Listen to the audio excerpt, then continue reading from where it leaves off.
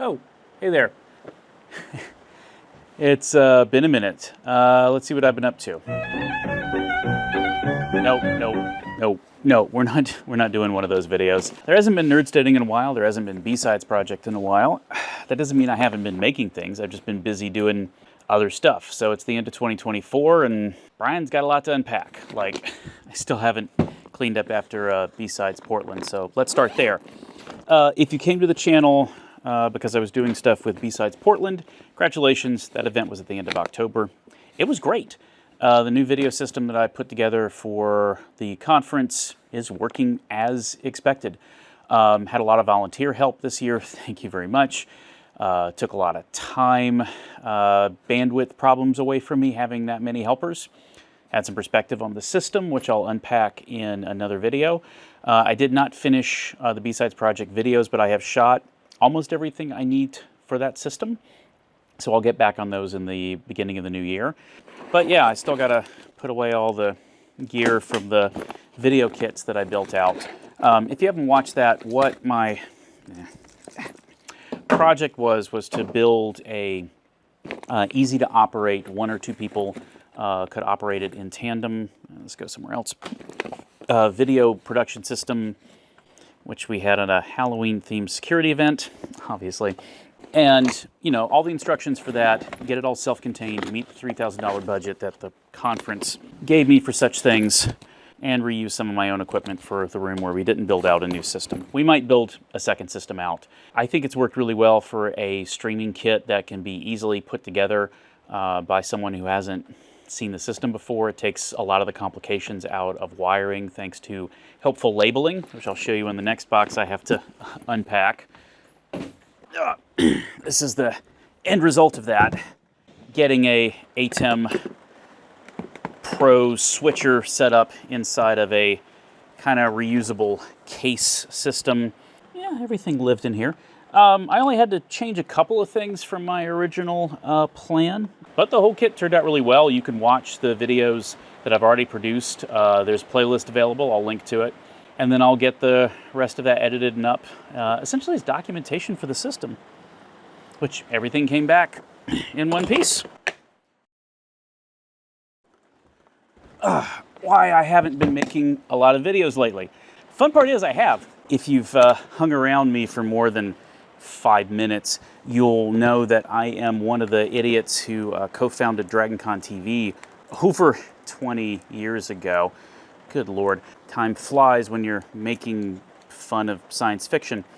And in that time, I gave up the director of videography role at DragonCon, passed it on to some younger people who have, good Lord, run away with the thing, turned it into a streaming service. I should teach some people how to wrap cable. Really up the video quality overall of all the production that DragonCon does.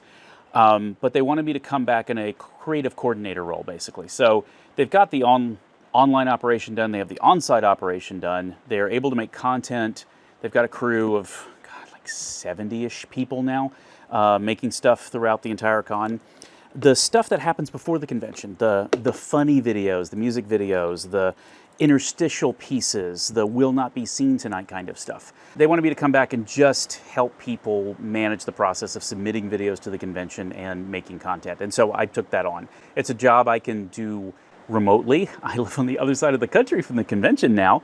So I decided I would jump back into that really full force. I produced a bunch of short videos. What the hell is this in here? Commonly known as conventional thinking, which we shot at one of the local hotels. And I also ended up doing a very large music video project. My friends Vixie and Tony up in Seattle wrote this great song about conventions and finding spaces, basically finding your own people, creating a found family. Conventions for me are, that's a big thing for me, why I still do DragonCon and other conventions. It is a sphere of your own people. You can find common interest there. And so it was kind of important to me to, for once, do that in a serious piece of musical production rather than the usual comedic nonsense that I am known for making for the con. I shot about 60% of it on site, like starting Wednesday when I landed. It was fun. I don't think I'll do a production like that again because it got me looking at a completely different side, like the cosplay side of the convention. I required a ton of cosplay shots, very specific ones, large groups. So I organized a photo group that ended up being, I think, around 200-ish people that actually showed up. It was 150 to 200, somewhere in that range. And then also crashed a bunch of the very large cosplay groups leading up to when I had to have the video done, basically Saturday evening going into Sunday. So I gave myself like a 3 or 4 day window to finish what ended up being the full version, like a 7-minute music video. The good news is I have so much footage from that I'm going to make another music video, but I can do that one in the off season.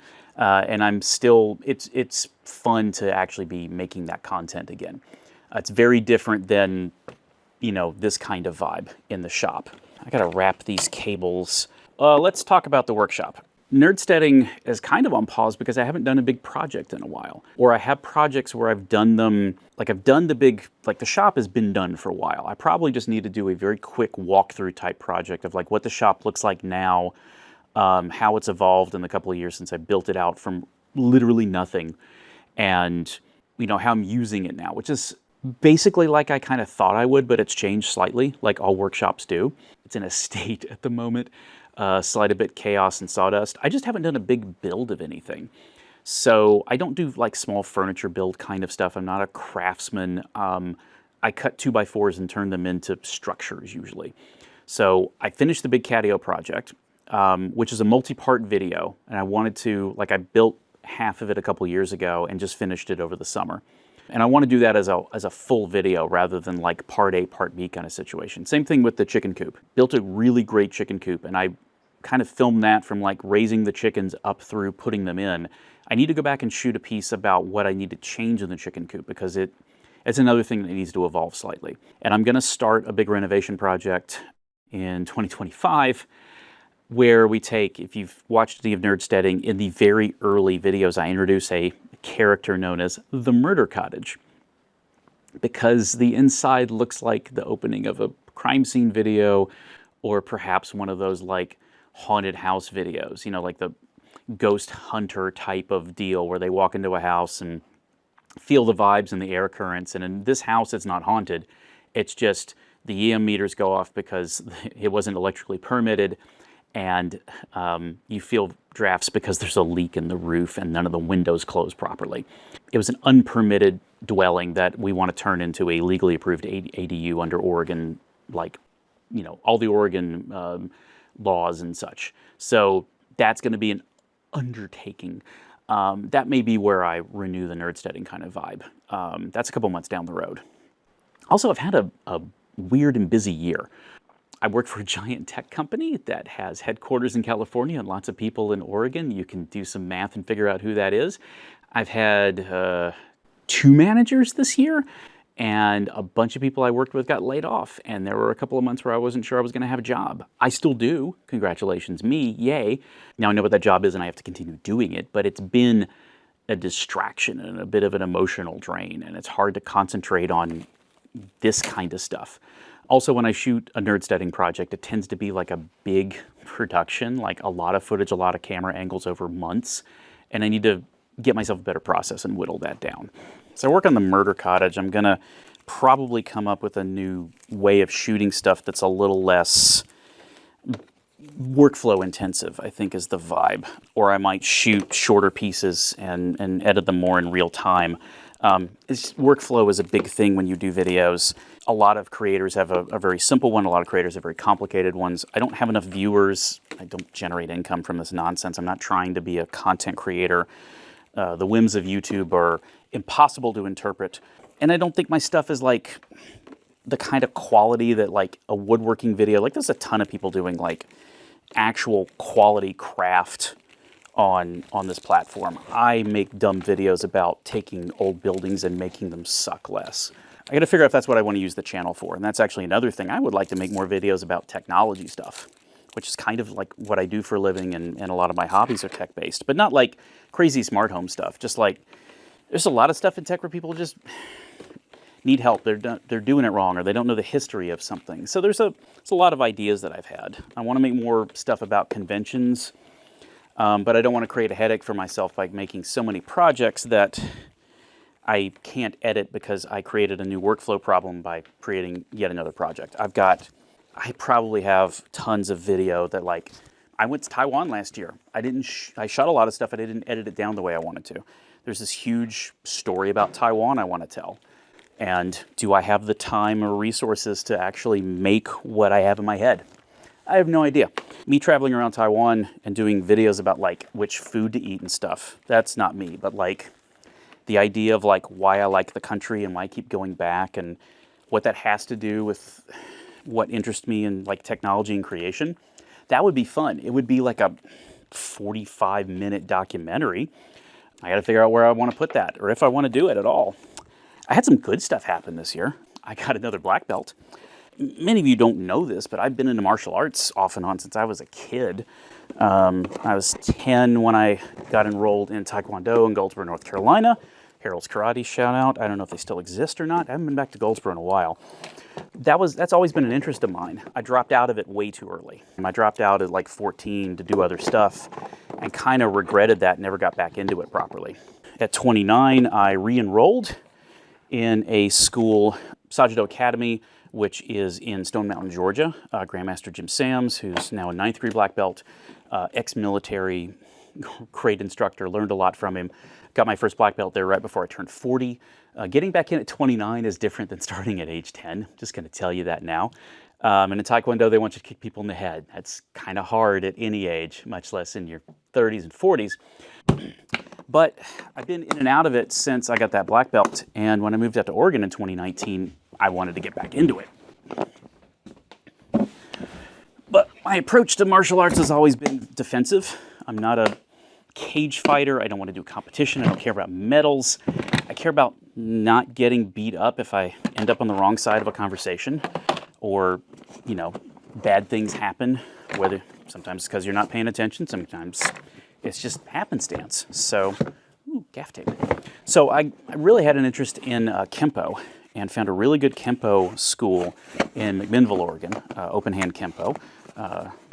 Master Scott's been my instructor there since I got into it right at the end of 2019 after I got over a knee injury from training at my previous school. Not because they did anything wrong, because I was trying to get another black belt when I was 47.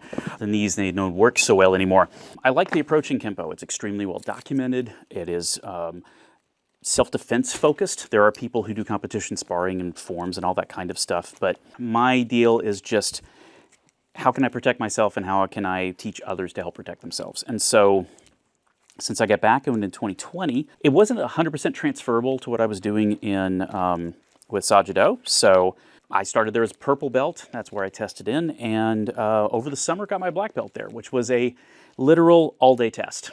Like, you show up at the school in the morning, you jog to the test site, which is outdoors, do the entire test outdoors, and then you come back and you do more tests, and then you get a black belt, and then you go home and collapse, and then take an Epsom salt bath on Sunday, because when they say all day long, they ain't kidding. That takes a toll on you in your 50s, but it was 100% worth it. It's a heck of a thing. I really enjoy it. I like Open Hand and their approach. I like the structure in Kempo. It makes it really easy to transfer those skills to others and help them progress. And I've been an assistant instructor there for a while, and spend a couple days there a week teaching kids and adults, you know, kind of how to help themselves.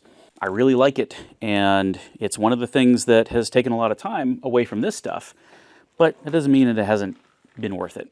So I'm going to continue doing stuff on this channel. It may be shaped slightly differently. I might put it other places on the internet, but I'm going to link below to what I have been making, and you can watch my talk from B-Sides, which I'll probably pop up in the corner. That was a fun thing to do.